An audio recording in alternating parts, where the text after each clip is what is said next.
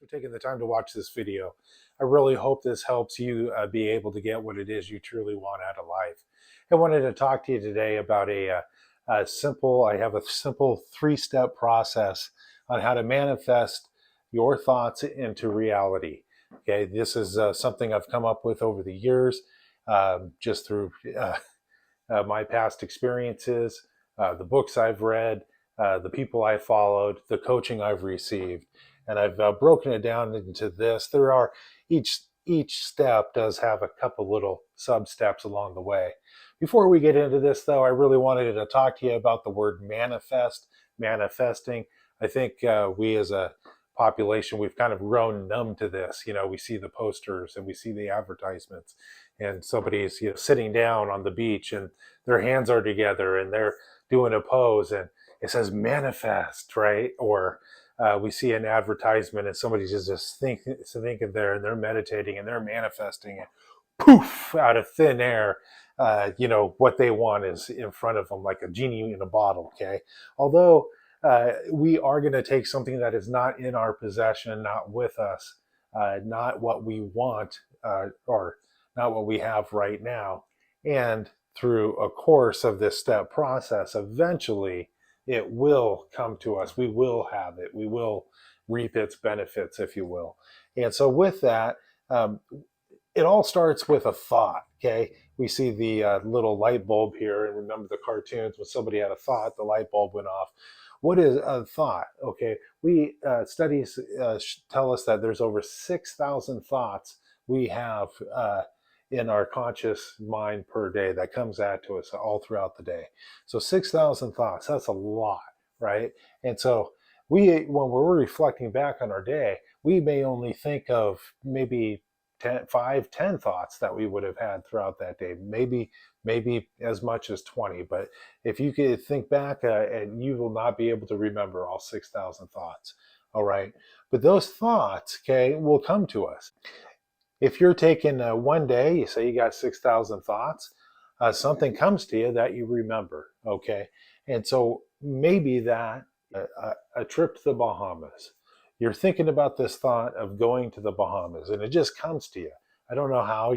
Maybe you're on a lunch break, taking a 15-minute coffee break, and you're thinking, and oh, maybe a coworker, maybe there's another conversation going on, you over here, or somebody's talking about their mother went to the Bahamas, and you picture yourself in the Bahamas, sitting on the beach with a little umbrella drink, underneath a palm tree or something, and then all of a sudden you're like, wow, that'd be really cool, right?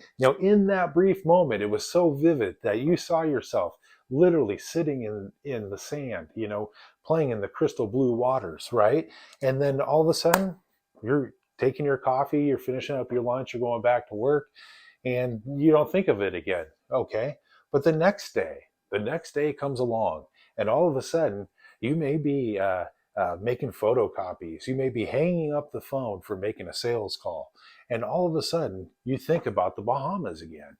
Maybe you hit your computer and go to wake it up, and all of a sudden, the screensaver has changed, and there's a picture, an image of the Bahamas there, or something tropical. And immediately, you go right back to that thought that you had the previous day about you sitting on the sand, drinking your fruity little umbrella drink with the palm tree overhead, and you go right back to that. And this time, maybe that thought is even more vivid. Maybe the sounds are louder, the colors are brighter, and then poof, it's gone again. Okay. Maybe the third day, you're doing something else. Maybe that was a Friday. Today's a Saturday, and now you're waking up, right? And you're pouring yourself a bowl of cereal and making your coffee in the morning. And you look up, who knows, maybe at your Alexa show, if you have one of those in your kitchen, and it says, tell me about 5-day packages to the Bahamas. And you're, wow, that's weird, right? Now that thought has become a wish. Okay, and so we want to take that thought to a wish, eventually to a want, and turn that into a burning desire. So we're at the wish point right now. Okay, so he's going through and goes, wow, that is so ironic. I've been thinking about the Bahamas for the past couple days. Goes about his day, he eats a cereal, maybe mows the lawn, who knows, right? Takes the dog for a walk.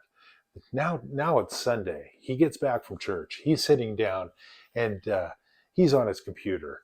And all of a sudden, he sees an ad or hears a commercial or has a thought again of the Bahamas. And he goes, I wonder what a 5-day package or a 7-day package to the Bahamas is going to be with airfare and hotel.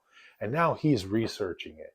And he's searching out, he's going through the calendars. You know how we all go through the calendars. We're looking at the best airfare rates and the best hotel rates. And he picks one out that he can afford. He's like, oh my gosh, I could afford that. You know what? But I could stay at this hotel right on the beach with all these amenities included. Maybe it's all inclusive, right? And maybe it is, $1,500, $2,000, $3,000 more. Heck, maybe it's $5,000 more. And he goes, I want that. And so now he takes that want, right? And he starts thinking about that. He's doing the math. He's calculating, oh, it's just out of reach. It's just out of reach. That now becomes a burning desire. So now he's taken that thought. We've turned it into a burning desire. Okay. And now he's really going after it. Now he's really trying to plan for it. Okay. What's the next step that our friend should do? Well, what he should do is he should now make a decision. Okay. I have this little time track here. And so we're taking the thought, we've moved it into the burning desire. Now it's number 2. It's time for him to make a decision. So he's at this point of whether he's going to book the trip and pay later, or he's going to not do anything at all, turn it and keep his burning desire, keep his thought of going to the Bahamas only a want, of which will eventually go backwards to a wish, and then maybe eventually throughout enough time we'll go back into just being a thought. So we're at the making a decision point. So we're moving down the laser beam tracker. Now he's got to make a decision on whether he's going to go. Let's say he goes for it. He goes for it. Now what he's got to do is he's got to change his mindset, because now he's got to get out of his element, because he just booked a trip to the Bahamas. Not only did he book a trip to the Bahamas, he hasn't asked for the time off from work yet. He hasn't done anything, but he took action right here, made the decision, and now he's got to change his mindset, because now everything's new, right? But and this is going to cost him $5,000 more out of his budget to go on the trip that he absolutely wants to go. He hasn't paid for it; he's just booked it, right?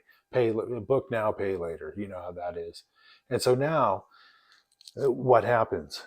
What happens through this whole point? Once he's made the decision, or while he's trying to make the decision, our brain, and so he's thinking, right? He's mulling it over. His palms are getting sweaty. His brain is just going in circles. And then all of a sudden, this little group cluster of brains in the middle, laying next to the hippocampus. This little group, it's our old crocodile brain. It's our reptile brain. It's our fight or flight brain. And this recalls, this is called the amygdala. And this is involved in the processing of emotions and fear. And so he's thinking about all the other times where he's really kind of stepped out of the box and maybe he's gotten smacked back down, right? Maybe people laughed at him, you can't do that, and he backed off. Who knows? Maybe he took this step, a leap before, saved all this money, and life hit him, because life does come at us fast and hard. Life hit him really hard, and he had to take that hard-earned money and spend it on that. And then he could never make up the lost ground again, and his burning desire went back to a want. And maybe he's done that 3 or 4 times, right? And life has just hit him and beat him. And the amygdala, what's funny about the amygdala is not only does this pull up past memories and experiences from your history, but also from the DNA that's passed down to us, our genes that we receive from our parents and their parents. And so there could be a situation from our old crocodile brain that's going off and throwing us into an irrational state, because that's what it does. When the amygdala starts going off, not only will it tell you, bring up all the reasons why you can't do it. It will bombard you with self-doubt, but it will also make you act in irrational ways, and things that aren't really truly important in life all of a sudden may now become more important than you wanting to go, or our friend wanting to go to the Bahamas. And so what we have to do is we have to recognize that moment. And why is that going on? We are a total sum of our past experiences. And so everything from the time we were born, our upbringing, uh, our parents told us that not to do this, not to do that, chew with your mouth closed, tie your shoes this way, right? We do this routine in the morning. When you come home from school, you do this routine over and over and over again. It all stores in our memory bank. And if anything comes up that is outside of that routine, you just go through life and you develop this track. You go down this track, and you ever touch a hot stove? And your mom, oh, don't touch the hot stove. We have all done. Oh, hurt so bad that you never touch it again, or you are super, super careful not to touch it again. Okay, well, that's with everything, right? Everything your past experiences is the amygdala is gonna cause you to act in irrational ways, and is gonna reroute you. It's your fight or flight method. It's going to tell you to run. It's scary. It's going to put us in a dangerous situation, and we don't want that. So what do right there? We have to recognize that moment when whatever our goal is, whatever our want is, our burning desire, whatever it is, when you've made the decision to go for it and the amygdala starts making you act in irrational ways, we have to recognize it, block it out, just catch yourself in the moment. It's going to be a handful of the 6,000 thoughts you're going to get a day. Just recognize them when they come in, be self-aware, block them out, and replace that thought with you sitting on the beach, or our friend sitting on the beach in the Bahamas drinking the fruity little umbrella drink underneath the palm trees. Okay, that's what we want to do. We want to treat it as that, go back to that thought when those things come. And then the next step is number 3, we want to commit our goals to writing. Not only commit our goals to writing, but then we're going to have to take action and have laser beam focus until we reach our goal. So we're gonna tell the amygdala to shut up, right? We're gonna replace what the bad talk, what he's telling us, what our amygdala is telling us, with what our burning desire moment. Just get that bad out of our head. Commit our goals to writing. And I want to talk about this for a brief moment. Committing your goals to writing. If you just committed your goals to writing, any way you put it on a piece of paper, okay, you are going to be 80% further from achieving your goals than anybody else on the planet. People do not, they have ideas in their head, they keep them stored in their mind. They never commit and put it down on paper. Once you do this, you're leaving yourself no wiggle room. You're leaving yourself no escape hatch. Not only are you telling yourself you're going to do it, you're thinking about yourself reaping the benefits of you doing it.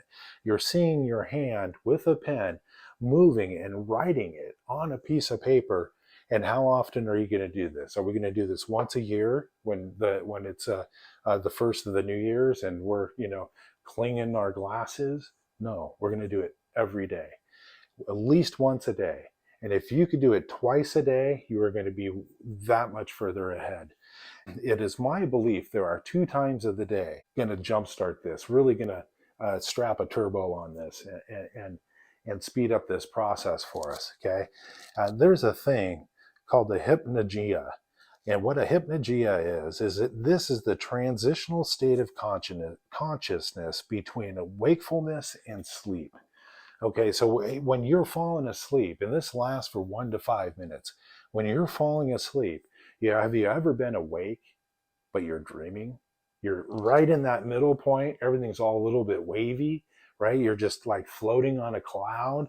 Maybe the dog barks or your spouse closes the bathroom door, and all of a sudden you pop up again and you're wide awake. Okay, you're in that hypnagogia period. And so I believe through my past experiences that the information we can put into our brain at that period of time will easily anchor into our subconscious mind. If you're writing your goals down at that period of time, I believe it will create a pattern in your subconscious mind, and it will help us achieve our goals easier. We run patterns all day long. Subconsciously, we run patterns. We are in a routine. Our subconscious picks up on this is happening at this point in time every single day consistently. It's going on for a month. It's going on for 3 months. It's going on for a year. It picks up those patterns. Okay. Have you ever been in your car? You start your car up, you're going to work, you get to work, you don't remember driving. That's happened to all of us. We don't remember the stoplights. We don't remember taking the right hand turn. We don't remember the left hand would turn. We don't remember the guy behind us riding our tail, trying to get us to move faster because he's running 10 minutes late, like most everybody else. And we don't remember that. We get to work and all we remember is what we were thinking about and what we had to do that day or immediately, and all the work that's going to be piled up at us at 8:30 in the morning when we walk into the office. You're driving to work thinking about one thing, being completely safe, changing lanes, stopping everything, turning at intersections, hitting the freeway, not even thinking about it. And you get to work, you don't even realize, but you made it there safely. Okay, that is because your subconscious ran a pattern, it ran a program, it got you there on time. And that's what we want to do by committing our goals to writing. And not only do we want to commit our goals to writing, we want to do it in the order of importance. From what we want, what we need to get done right now in order to get to the next step, and have that coincide with our long-term goals. When I write my goals down, I have short-term goals I need to hit immediately or as soon as possible. I have mid or medium-term goals, and those are goals that I will not be able, some of those goals are goals that I will not be able to achieve until the first set of goals are met.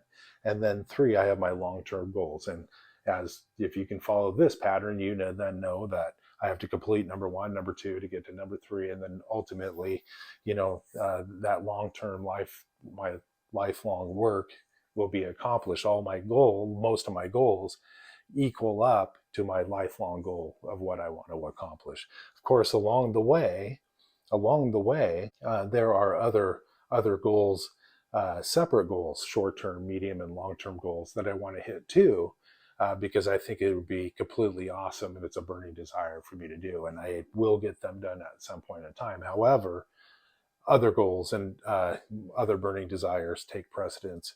So 15 minutes, 10 minutes, 15 minutes before you go to bed, maybe start writing your goals down. So when you do hit the state of hypnagogia, you're thinking about all that information and you're seeing the image and you're visualizing, you're reaping the benefits of your goals that you had just written down, 7-10 minutes ago. You're remembering all that as you go through this state, and then you're asleep. And then that's the last thing you're thinking of. That's the last thing to go into your subconscious. And then when you wake up, write your goals down within the first 10-15 minutes of when you wake up too. I believe that you will be back in that state. We are still in that state when we first gain consciousness. And so the quicker you can write your goals down and get it into you in the morning, the better. If you've seen my video about choosing the good side of the menu or the bad side of the menu with picturing the waiter come up to you, it won't take you any longer than 15 seconds. Maybe think of that, choose the good side of the menu, write your goals down, and then go off about your day. And then take action. And then we're going to have to start taking action every single day. How much action? It depends on how fast you want to get the goal done. Okay, so if you want to get the goal done right away, whatever your thought is, if you've ever watched Grant Cardone or read the 10x rule, the only difference between success and failure, it's a phenomenon. It's a huge 10x movement out there. He says, whatever you think is the normal effort that's going to take for you to achieve your goal, you need to multiply that by 10. Let's say you don't need 10 times uh, to put in the total amount of 10 times the effort. You're going to need close to it. You're going to need more than what you're going to think, because you're going to run into walls and roadblocks along the way. And those are all walls and roadblocks. We're going to run into situations where our amygdala is going to start acting up again. And all of a sudden, we're going to be either going to be shrinking back, pulling away from our burning desire, of pulling away from it and taking it back to a want or a wish, or we're going to be trying to find a way through that roadblock or wall. We're going to try to find a way around it, try to find a way over it, try to find a way under it. We're going to try to get through that barrier so we can get on and continue on with what our goal is, right? And so we see this little guy running. He's not in the walking pose. There is wind coming off of him. He is running, okay? And so I believe the quicker you can get something done and achieve your goal, the quicker you could be on to creating and developing new, larger, bigger, and burning desires and goals. It's just going to snowball. And before you know it, your life is going to become in a completely different place than it is today, no matter where you are in life. A young individual trying to make it in the world, and life's beating you down a little bit hard right now. In your way just obviously hasn't been working. I just urge you, I really do. I urge you to try this way, because this way works. It works. It's worked for everybody who's taught this to me, and I'm not the only one teaching this. I've just put whatever they've taught, I put it into a process, a step process.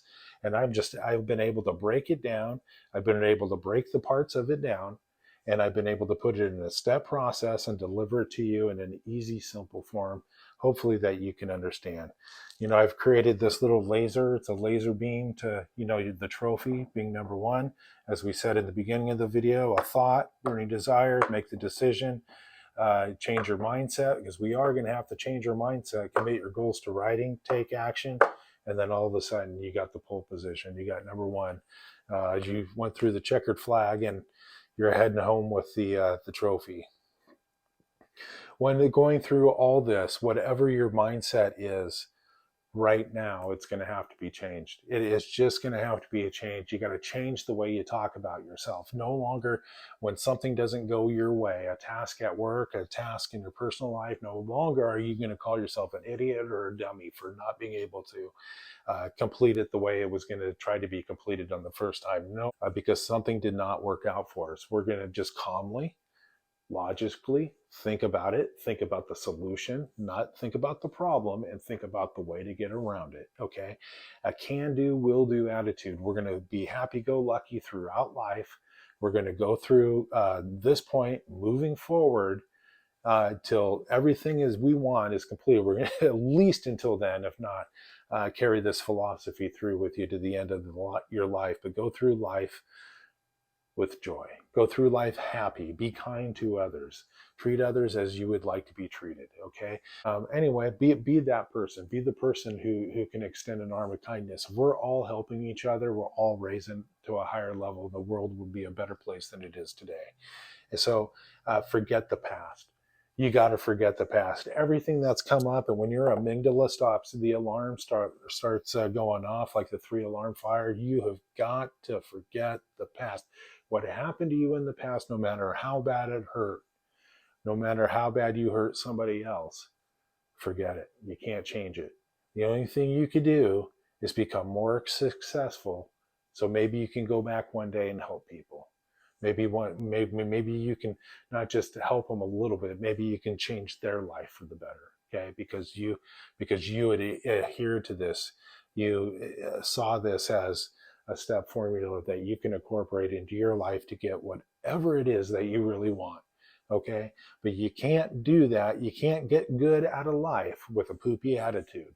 You just can't. You cannot go through life with a poopy attitude and get what you really want out of life. Always be thinking about the solution to any problem that arises, and you have to stop thinking about the past. And you have to stop thinking about ways it's not going to work out. The bird of life is always pooping on your shoulder, right? Stop it. Change your mindset. And anytime an issue arises, greet it with a smile and have a strong frame of mind that you're stronger than that situation, find a way to overcome it, keep committing your goals to writing, keep running and taking action every single day.